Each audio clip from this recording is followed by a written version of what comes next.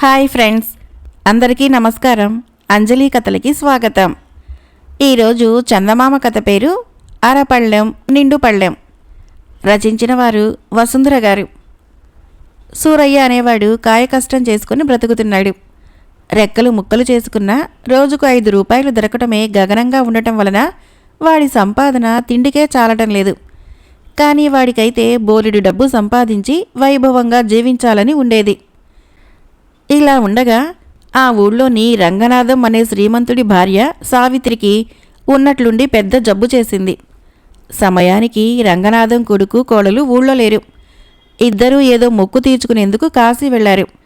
6 వారాలు దాకా రారు. రంగనాథము వైద్యుని పిలిపిస్తే ఆయన సావిత్రికి నాడి చూసి పెద్దగా కంగారు పడాల్సిందేమీ లేదు, మందు పుచ్చుకుంటే 2 రోజుల్లో జబ్బు తగ్గిపోతుంది, అయితే ఆ తర్వాత 2 మాసాల పాటు ఈమె పూర్తిగా విశ్రాంతి తీసుకోవాలి, ఏ పని చేయకూడదు అని రంగనాథానికి చెప్పి మందిచ్చి వెళ్ళాడు. అప్పుడు రంగనాథము సూరయ్యకు కబురు చేసి ఇంట్లో తిండి పెట్టి రోజుకు 5 రూపాయలు ఇస్తానని, తన ఇంట్లో వంటతో సహా అన్ని పనులు చేసి పెట్టాలని చెప్పాడు. సూరయ్య తనకు వంట రాదంటే సావిత్రి దగ్గరుండి అన్నీ నేర్పిస్తుందని హామీ ఇచ్చాడు రంగనాథం. సూరయ్య సరేనని ఆయనింట్లో పనికి చేరాడు. సూరయ్య చలాకీ మనిషి, ఏ పని చెప్పినా ఇట్టే చేసేసేవాడు. వంట కూడా వాడికి తొందరగానే వచ్చేసింది. సావిత్రి వాణ్ణి మెచ్చుకొని, ఆడపిల్లలకు కూడా ఇంత తొందరగా వంట రాదు, నువ్వు చాలా తెలివైన వాడివి, నీకు పని దృష్టి ఎక్కువ, తప్పక వృద్ధులోకి వస్తావు అనేది. సూరయ్య వంటని రంగనాథం కూడా మెచ్చుకునేవాడు. ముఖ్యంగా వాడెప్పుడైనా పులిహోర చేస్తే దాని రుచి అపురూపంగా ఉండేది. అలాంటి పులిహోర తామెప్పుడూ తినలేదని దంపతులిద్దరూ అబ్బురుపడితే, ఏమోనండి నాకు తెలీదు, పులిహోర చేయటము నేను ఈ ఇంట్లోనే నేర్చుకున్నాను అనేవాడు సూరయ్య. అలా 6 వారాలు ఇట్టే గడిచిపోయాయి. రంగనాథం కొడుకు కోడలు కాశీ నుంచి తిరిగి వచ్చారు. ఇక ఆ ఇంట్లో సూరయ్య అవసరం లేదు. అందుకు సూరయ్య దిగులుపడి, మీ ఇంట్లో నాకెంతో సుఖంగా ఉంది, నాకిచ్చే జీతం మీకేమీ ఎక్కువ కాదు, కలకాలం నన్ను మీ ఇంట్లోనే ఉంచుకోండి, నమ్మకంగా పనిచేస్తాను అన్నాడు. రంగనాథన్ నవ్వి, మా అబ్బాయి బయట పనులు చూస్తే నేను ఇంట్లో ఉంటాను, కోడలు వంట పని చూసుకుంటుంది, మిగతా పనులు చేయటానికి నెలకు 25 రూపాయలు ఇస్తే పనివాళ్లు దొరుకుతారు, అలాంటప్పుడు ఇంత జీతం ఇచ్చి నిన్నెలా ఉంచుకుంటాము, ఎంత శ్రీమంతులకైనా అనవసరపు ఖర్చులు తగ్గించుకుంటేనే ఆస్తి నిలబడుతుంది, నువ్వు కష్టపడి పనిచేస్తావు, నిజాయితీపరుడివి, నమ్మకస్తుడివి, ఆ పైన తెలివితేటలున్నాయి, నీకు మా ఇంటినే నమ్ముకోవాల్సిన అవసరం లేదు అన్నాడు. అయినా సూరయ్య దిగులు పోలేదు.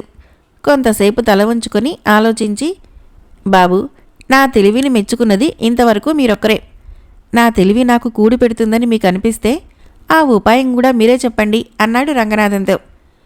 ఒరేయ్, నీకులాగా పులిహోర చేసేవాడిని ఇంతవరకు నేను చూడలేదు, మన ఊరి చివర సంతలో పులిహోర చేసి అమ్మావంటే నీ జాతకం మారిపోతుంది, పెట్టుబడికి డబ్బు కావాలంటే అప్పుగా నేనిస్తాను అన్నాడు రంగనాథం. సూరయ్య ముందు తటపటాయించాడు, కానీ రంగనాథము మరీ మరీ చెప్పడంతో వాడికి ధైర్యం వచ్చింది. ఆ తర్వాత 2 రోజుల్లోనే పులిహోర వ్యాపారం ప్రారంభించాడు. వాడి వ్యాపారం బాగా సాగుతూ మంచి లాభాలు తెచ్చిపెడుతున్నది. అలా 1 నెల రోజులు గడిచాక వాడు ఉత్సాహం కొద్దీ రంగనాథానికి చిన్న కానుకను తీసుకుని వెళ్ళి కృతజ్ఞతగా బహూకరించాడు. వ్యాపారం ఎలా ఉందని రంగనాథం అడిగాడు. దానికి సూరయ్య, బాబు, అంతా బాగానే ఉంది, కానీ ఒక్కొక్క రోజు పులిహోర పెద్ద గంగాళ నిండా చేసినా అంతా చెల్లిపోతున్నది, ఒక్కరోజు సగం కూడా చెల్లటం లేదు, మరీ ఎక్కువ చేస్తే కాసేపటికి చల్లారిపోయిందని కొందరు కొనటం లేదు, చాలా సరుకు వృధా అయిపోతున్నది, అయినా లాభాలు వస్తున్నాయి, కానీ కొంత సరుకు వృధా కాకపోతే ఇంకా ఎక్కువగా లాభం ఉండేది అన్నాడు. రంగనాథన్ దీనికి చిరాకు పడి, వ్యాపారం అంటే కొనేవాళ్లకు సదుపాయంగా ఉండాలి, నీకు కాదు, కొందరు కొద్దిగా తినటానికే ఇష్టపడతారు, నీకు నీ సాయానికి ఒక మనిషిని పెట్టుకో, అప్పటికప్పుడు అన్నం వండటానికి, పులిహోర పోపు చేయటానికి, సరుకు వేడిగా ఉండటానికి పొయ్యి సెగ ఉండేలాగా 3 పొయ్యిలు సిద్ధం చేసుకో, జనానికి ఎలా కావాలంటే అలా, ఎంత కావాలంటే అంత పులిహోర ఇస్తూ ఉండు, ఇప్పుడు పళ్ళెం ₹1 అమ్ముతుంటే అరపళ్ళెము పావలాకు అమ్ము, అలా చేస్తే నీ వ్యాపారం నీకు లాభాలు తెచ్చిపెట్టడమే కాక మరికొందరికి ఉపాధి కల్పిస్తుంది అంటూ మందలించాడు. శ్రద్ధగా విన్న సూరయ్య తలాడిస్తూ, బాబు, మీ బుర్ర గట్టిది, నా అదృష్టం కొద్దీ కొన్నాళ్ళు మీ ఇంట్లో పనిచేసే అవకాశం లభించింది, మీ సలహా తప్పకుండా పాటిస్తాను. ఇలాగే నాకు సమస్య వచ్చినప్పుడల్లా మీ వద్దకు వస్తూ ఉంటాను. తమరు సలహాలు ఇస్తూ ఉండండి అన్నాడు రంగనాథాన్ని మెచ్చుకుంటూ. మాటిమాటికి ఇతరుల సలహాలు తీసుకోవటము వ్యాపారికి మంచి లక్షణం కాదు. ఇంకొకసారి నువ్వు నా దగ్గరికి వచ్చే సమస్య చెబితే వ్యాపారం మానేయమనే సలహా ఇస్తాను అని రంగనాథము సూరయ్యను పంపించేశాడు. అయితే సంతలో సూరయ్య పులిహోర వ్యాపారము మరింత బాగా సాగుతున్నది. వాడి కింద ఇప్పుడు 3 పనివాళ్లున్నారు. వచ్చిన వాళ్ళకి వాడు కోరినట్టు పులిహోర కలిపి ఇస్తున్నాడు. చాలామంది అప్పటికప్పుడు అడిగి వేడివేడిగా పులిహోర చేయించుకుంటున్నారు. కొందరికి పులుపు ఎక్కువ కావాలి, కొందరికి కారం ఎక్కువ కావాలి. ఇప్పుడు సూరయ్యకు ఒకే ఒక ఇబ్బంది. చాలామంది వాడిని ముందుగా అరపళ్ళెం పులిహోర అడుగుతున్నారు. అది తిని రుచిగా ఉందని ఇంకొక అరపళ్ళెం వేయించుకుంటున్నారు. సూరయ్యకి అరపళ్ళెం చేయాలన్నా పళ్ళెం నిండా చేయాలన్నా తీసుకునే సమయం ఒకటే. అందువలన 10 నిండు పళ్ళాలు అమ్ముడుపోవలసిన సమయంలో 10 అరపళ్ళాలు మాత్రమే అమ్ముడుపోతున్నాయి. తినేవాళ్ళెవరూ ఎలాగూ నిండు పళ్ళానికి తక్కువ తినటం లేదు.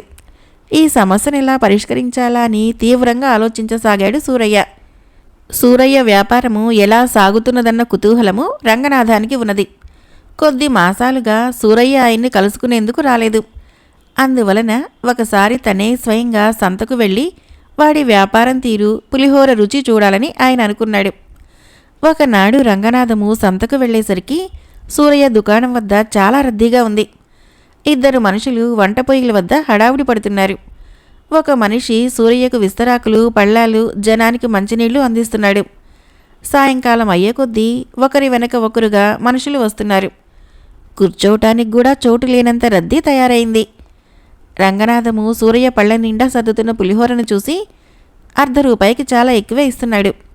నేనైతే ఇంత తినలేను, అరపళ్ళెం తీసుకోవాలి అనుకుంటూ దగ్గరికి వెళ్ళి మంచినీళ్లు అందించే మనిషితో తనకు కూడా ఒక అరపళ్ళెం పులిహోర కావాలని చెప్పాడు. క్షణాల మీద పులిహోర అందింది. కానీ రంగనాథాన్ని ఇంకా సూరయ్య చూడనే లేదు. రంగనాథము పులిహోరను చూసి అది పళ్ళెం నిండుగా ఉండటాన్ని గమనించి ఆశ్చర్యపడ్డాడు. అయితే అందించిన మనిషి అది అరపళ్ళెమే అనటంతో స్థిమితపడి రుచి చూశాడు. పులిహోర అద్భుతంగా ఉంది. తనకు తెలియకుండానే ఆయన అదంతా తినేసి పావులా కాసు తీసి మంచినీళ్లు తెచ్చిన మనిషికి ఇవ్వకపోతే వాడు, అయ్యా తమరు ₹1 ఇవ్వాలి అన్నాడు. కానీ నేను అడిగింది అరపళ్ళెమే కదా అన్నాడు రంగనాథం కాస్త గట్టిగా. అప్పుడు సూరయ్య ఆ గొంతు గుర్తుపట్టి తలెత్తి చూసి రంగనాథానికి చటుక్కున నమస్కరించి, ఒరేయ్, ఆ బాబు దగ్గర డబ్బులు తీసుకోకు అంటూ తన మనిషిని హెచ్చరించాడు. రంగనాథము అక్కడ రద్దీ కాస్త తగ్గేదాకా ఆగి సూరయ్యతో, వ్యాపారం లాభాలకు రావాలనుకోవటం తప్పుగాదు, కానీ జనాన్ని మోసం చేయకూడదు. నీ మనిషి నాకు అరపళ్ళెం పులిహోర ఇచ్చి నిండు పళ్ళెం ధర అడుగుతున్నాడు అన్నాడు. అందుకు సూరయ్య నవ్వి, బాబు, అందరూ ఒక నిండు పళ్ళెం బదులు 2 అరపళ్ళాలు తింటుంటే నాకు పని ఎక్కువైంది. అరపళ్ళెం ఇవ్వనంటే జనము పులిహోర కొనకుండా వెళ్ళిపోతున్నారు. అందుకని నిండు పళ్ళాన్నే అరపళ్ళెమని ₹1 అమ్ముతున్నాను. నేను సరుకు తగ్గించలేదు, ధరని పెంచలేదు. నిండు పళ్ళానికి అరపళ్ళెమనే పేరు పెట్టాను. అంతే, ఇందులో మోసం ఉందంటారా అన్నాడు. ఏమాత్రమూ లేదు అని రంగనాథము సూరయ్య భుజం తట్టి, ఇకపై నువ్వు మామూలు సూరయ్యగా కాక పులిహోర సూరయ్యగా పేరు తెచ్చుకోగలవు. చాలా సంతోషం అని అక్కడి నుంచి వెళ్ళిపోయాడు. మరొక కథ, అదృష్టం చూపిన అద్భుతాలు. రచించిన వారు బిందుసార్ గారు. జగన్నాథుడు, సుకుమారుడు అనే 2 స్నేహితులు తమ గ్రామం నుంచి నగరానికి బయలుదేరారు. అనారోగ్యంతో అవస్థపడుతున్న బంధువును చూడటానికి జగన్నాథుడు, ఇంటికి అవసరమైన సరుకులు కొనటానికి సుకుమారుడు నగరానికి వెళ్లవలసి వచ్చింది. వాళ్ళు అడవి మార్గం గుండా నడవసాగారు. ఒకానొకప్పుడు ఆ అడవి ప్రాంతంలో ఒక కోట ఉండేది. యుద్ధంలో శత్రువులు దానిని నాశనం చేశారు. శిథిల భవనాల చుట్టూ చెట్టు చేమలు మొలిచి అడవిలా తయారైంది. 2 మిత్రులు ఆ శిథిల భవనాల సమీపంలో వెళుతూ ఉండగా హఠాత్తుగా ఆకాశము కారు మేఘావృతమై వర్షము ఆరంభమైంది. వాళ్ళు తలదాచుకోవటానికి ఒక భవనం లోపలికి వెళ్లారు. వాళ్ళు చూస్తూ ఉండగానే వాళ్ళ ఎదుట ఉన్న స్తంభము ఒకటి విరిగి నేల మీద పడింది. ఆ స్తంభం మధ్య నుంచి బంగారం నిండిన ఒక కుండ బయటపడింది. దానిని మొదట చూసిన జగన్నాథుడు, అదృష్టమంటే ఇది అని ఆనందంతో కేకపెట్టి, దీనిని మనం చెరుసగం పంచుకుందాం, కొంత మన కోసము, మరికొంత మన బంధుమిత్రుల కోసము ఉపయోగించుకుందాం. మన జీవితం హాయిగా గడిచిపోతుంది అన్నాడు. అవునవును, తప్పకుండా అలాగే చేద్దాం. అయితే ఈ బంగారాన్ని పట్టపగులు అందరూ చూస్తుండగా ఇంటికి తీసుకుపోవడం అంత మంచిది కాదనుకుంటాను. నగరం నుంచి తిరిగి వచ్చేటప్పుడు సంచి తీసుకుని వచ్చి ఎవరికంటా పడకుండా రాత్రికి తీసుకుని వెళ్దాం. ఏమంటావు అన్నాడు సుకుమారుడు. ఆ సూచన జగన్నాథుడికి కూడా నచ్చింది. ఇద్దరూ కలిసి కుండనెత్తి ఒక చెట్టు త్వరలో దాచిపెట్టారు. వాన వెలిశాక బయలుదేరి మధ్యాహ్నానికి నగరం చేరుకున్నారు. తాము వచ్చిన పనులు ముగించుకొని సాయంకాలానికి నగర మధ్యంలో ఉన్న ధర్మసత్రం దగ్గర కలుసుకోవాలని కూడబలుక్కొని విడిపోయారు. జగన్నాథుడు తన బంధువును చూడటానికి వెళ్ళాడు. అయితే సుకుమారుడు మాత్రము వెనక్కు తిరిగి అడవిలోని శిథిల భవనం చేరి కుండలోని బంగారాన్ని ఒక సంచిలోకి మార్చి పక్కనే గొయ్యి తీసి సంచిని అందులో దాచి రాళ్లతో పూడ్చేశాడు. బంగారం ఉన్న కుండలో మట్టి బిడ్డలు నింపి అదే త్వరలో పెట్టి వానలో తడుస్తూ హడావుడిగా సాయంకాలానికి నగరం చేరి అనుకున్న ధర్మసత్రం వద్ద జగన్నాథుణ్ణి కలుసుకున్నాడు.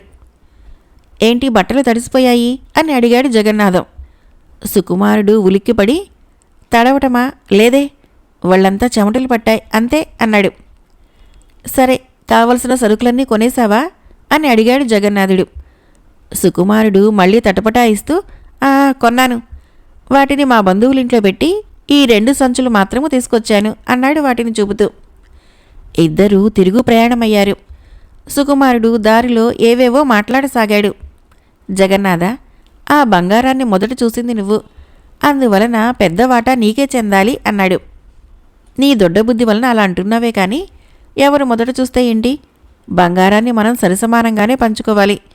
అయితే ఇద్దరము పంచుకున్న దాంట్లో కొంత భాగాన్ని గ్రామం కోసం ఉపయోగించాలి. 100 ఏళ్ల క్రితము ఒక రాజు మన గ్రామానికి చెరువొకటి తవ్వించాడని నువ్వు వినే ఉంటావు. అది పూడిపోయి ఇప్పుడొక బురదగుంటగా తయారైంది. దాన్ని పూడిక తీసి బాగు చేయించాలి, సరేనా అన్నాడు జగన్నాథుడు. చాలా మంచి ఆలోచన, అలాగే చేద్దాం అన్నాడు సుకుమారుడు. వాళ్ళు అడవిలోని శిథిల భవనాన్ని సమీపించేసరికి అర్ధరాత్రి అయింది. అయితే త్వరలో దాచిన కుండలో బంగారం బదులు మట్టి బిడ్డలుండటం చూసి జగన్నాథుడు దిగ్భ్రాంతి చెందాడు.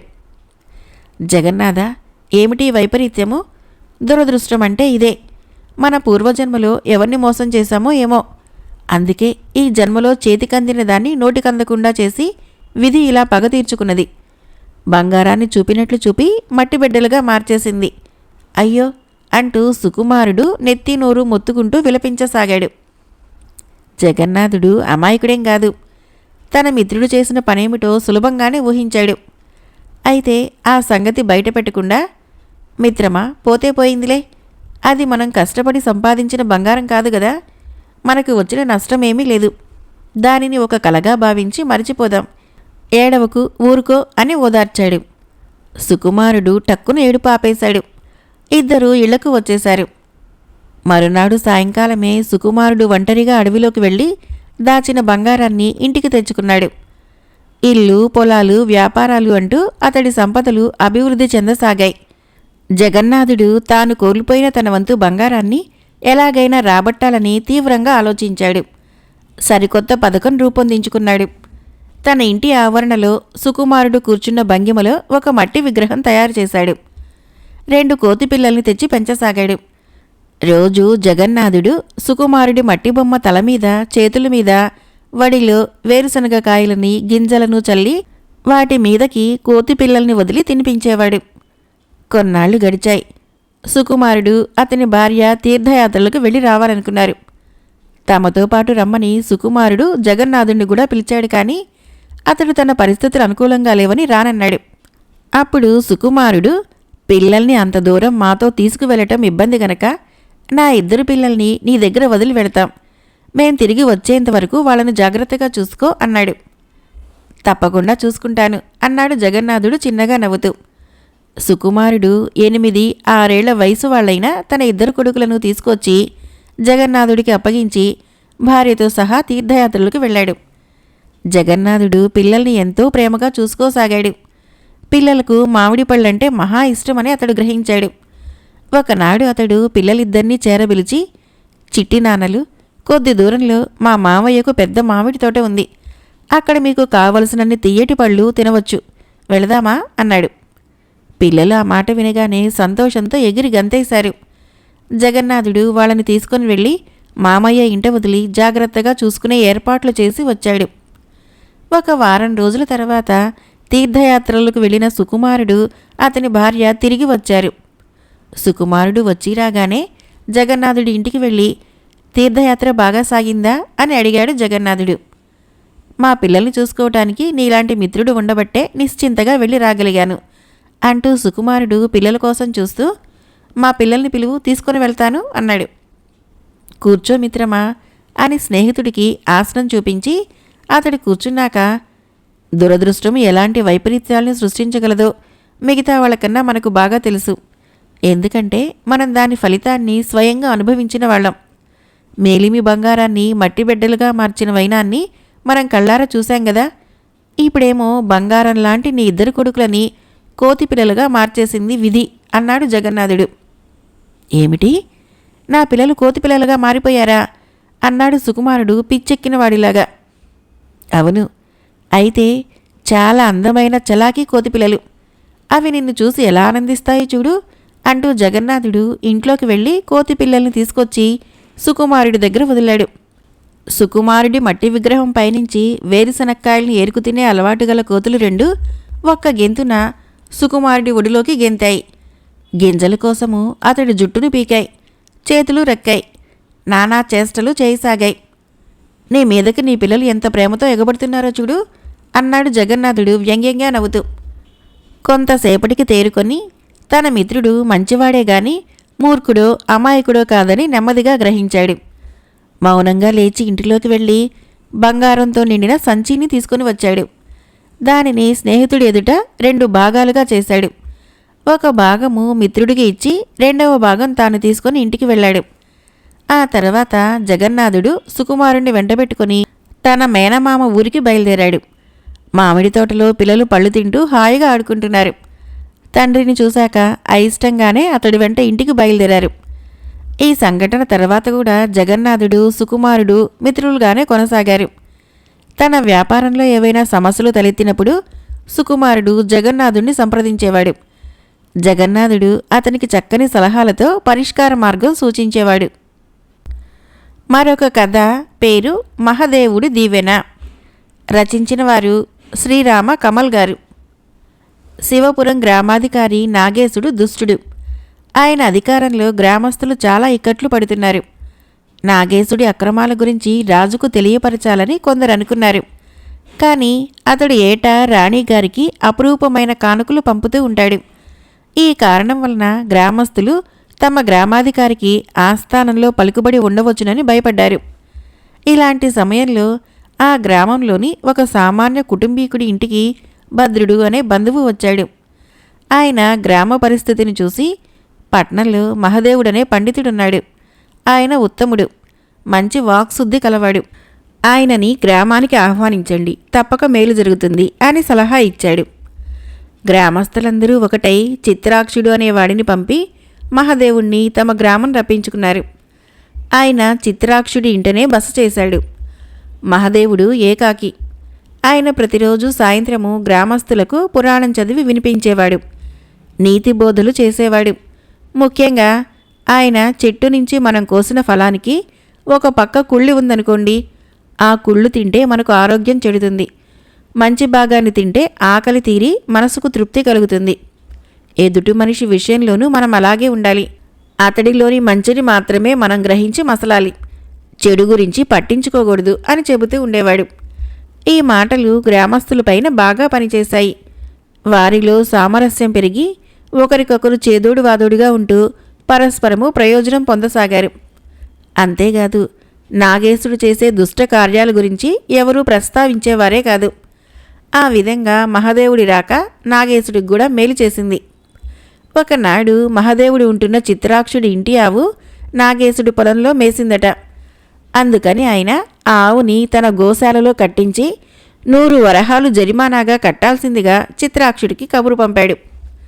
ఆవు ఖరీదే 100 వరహాలుండదు, మేత ఖరీదు భరిస్తాను అని చిత్రాక్షుడు వెళ్ళి నాగేశుడికి మనవి చేసుకున్నాడు.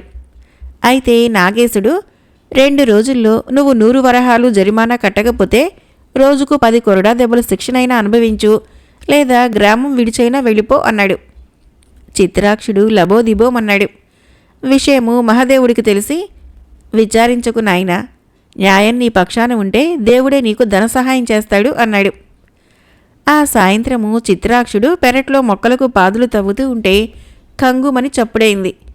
ఏమిటా అని చూస్తే అక్కడ ఒక చిన్న రాగి బిందె దొరికింది. బిందె నిండా వరహాలున్నాయి.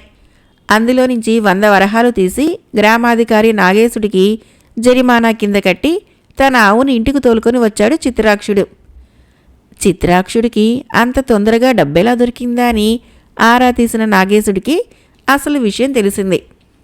ఆయన వెంటనే నిధులేవి దొరికినా అవి రాజుగారివి, రాజధనాన్ని రాజప్రతినిధి అయిన గ్రామాధికారికి అప్పజెప్పాలి, అందులోని డబ్బు వాడుకొని ఉంటే వడ్డీతో గ్రామాధికారికి బాకీ చెల్లించాలి అంటూ చిత్రాక్షుడికి కబురు పంపాడు. ఇది విని మహదేవుడు చిత్రాక్షుడితో, కంగారు పడకు నాయనా, నీకు దొరికిన రాగి బిందెలో మండ్రగబ్బలున్నాయని, ధనం లేదని గ్రామాధికారికి విన్నవించుకో. భగవదనుగ్రహం ఉంటే ఆయన వచ్చి చూసినప్పుడు మండ్రగబ్బలే కనిపిస్తాయి అన్నాడు. చిత్రాక్షుడు అలాగే చేశాడు. తర్వాత అంతా మహదేవుడు చెప్పినట్లే జరిగింది. కొద్ది రోజులు గడిచాక చిత్రాక్షుడి పొరుగింటివాడైన వీరయ్యకు ఒక కష్టం వచ్చింది. వీరయ్య చెల్లెలు చెప్పుకోదగిన అందగత్తె.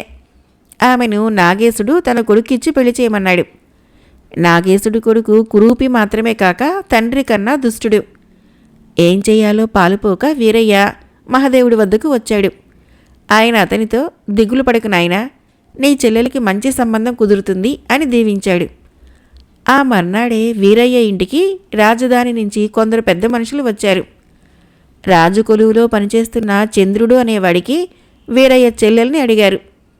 చంద్రుడు రాజుకు విశ్వాసపాత్రుడు. అందువలన నాగేశుడు ఈ విషయంలో కలుగు చేసుకునేందుకు భయపడ్డాడు. వీరయ్య చెల్లెలికి పెళ్లి సమస్య తీరిపోయింది. మహదేవుడికి వాక్శుద్ధి ఉన్నదని, ఆయన దీవెనలు ఫలిస్తాయని గ్రామంలో బాగా ప్రచారమైంది. గ్రామస్తులందరూ ఆయనకు తమ కష్టాలు చెప్పుకొని ఆయన దీవెనలతో ప్రయోజనం పొందసాగారు. క్రమంగా ఇది గ్రామాధికారి నాగేశుడికి తెలిసింది. ఆయన తనే స్వయంగా మహదేవుణ్ణి కలుసుకుని, తమరు మహానుభావులు, తమరి రాకతో గ్రామము పావనమైంది, అందరినీ దీవిస్తున్నారు, నన్ను కూడా తమరు దీవించాలని మనవి అన్నాడు.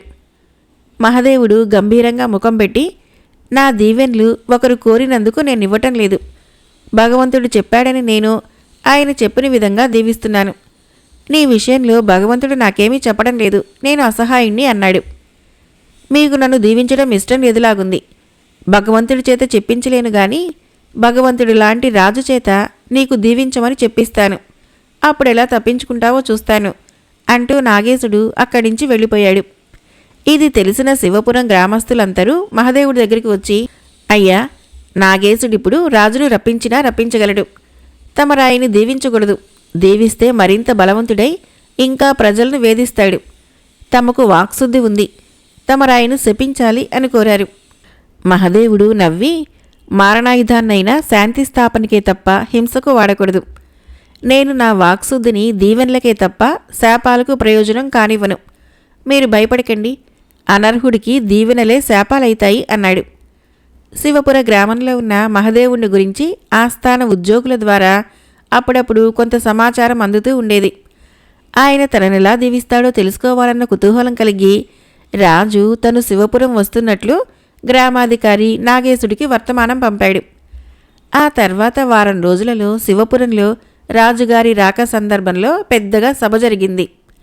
సభకు గ్రామస్తులందరూ వచ్చారు. అక్కడ నాగేశుడు మహదేవుడిని సగౌరవంగా సత్కరించి, మహానుభావ, తమ దీవెనకు తిరుగుండదని గ్రామస్తులంతా అంటున్నారు.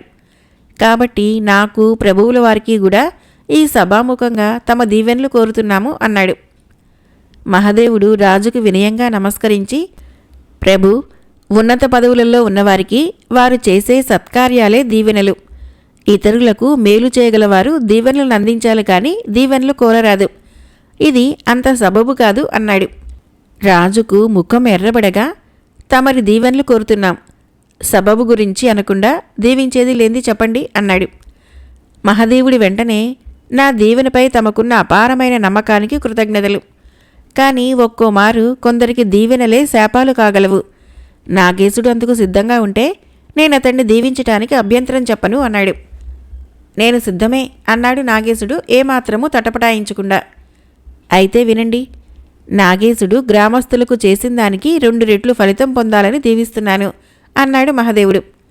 ఇది వింటూనే నాగేశుడి ముఖము పాలిపోయింది. మహదేవుడి దీవెన తిరుగులేందని తెలియటం వలన ఆయన వెంటనే, ప్రభు నన్ను మన్నించండి, నాకు మహదేవుడి దీవెన వద్దు, ఆ దీవెనను ఉపసంహరించుకోవలసిందిగా చెప్పండి అన్నాడు. ఈ మాటలతో నాగేశుడి గురించిన రహస్యము గ్రహించేందుకు రాజుకు ఎంతోసేపు పట్టలేదు. ఆయన అప్పటికప్పుడే నాగేశుడిని గ్రామాధికారి పదవిలో నుంచి తొలగించి, ఇలాంటి దుష్టుణ్ణి గ్రామాధికారిని చేసిన నాకు కూడా తమ దీవెన శాపమే కాగలదు. ఉన్నత పదవులలో ఉన్నవారికి వారు చేసిన సత్కార్యాలే దీవెనలన్నమాట అక్షరాల నిజం. కాబట్టి నేనిక తమ దీవెనలు కోరను. ఈ రోజు నుంచి తమరే ఈ శివపురానికి గ్రామాధికారిగా ఉంటూ గ్రామస్తులను తమ పాలనతోనూ దీవిస్తూ ఉండగలరు అని చెప్పాడు. కథ అయిపోయింది. ఫ్రెండ్స్, నా కథలు నచ్చినట్లయితే మన ఛానల్ని తప్పకుండా సబ్స్క్రైబ్ చేయండి, లైక్ చేయండి, షేర్ చేయండి, కామెంట్ చేయండి. Thank you.